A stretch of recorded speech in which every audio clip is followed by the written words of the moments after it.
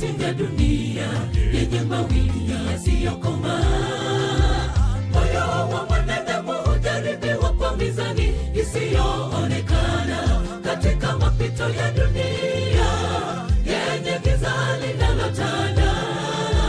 Mwanadamu hutangatanga akitafuta mahali pumziko nafsi yake, katika vizingiti vya dunia yenye mawimbi yasiyokoma. Moyo wa mwanadamu hujaribiwa kwa mizani isiyoonekana, katika mapito ya dunia yenye giza linalotanda. Mwanadamu hutangatanga akitafuta mahali pumziko nafsi yake.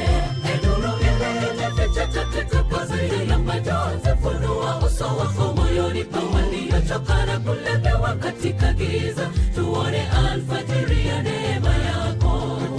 E Bwana, fungua macho, tazame, uwe nguzo kwetu kila wakati.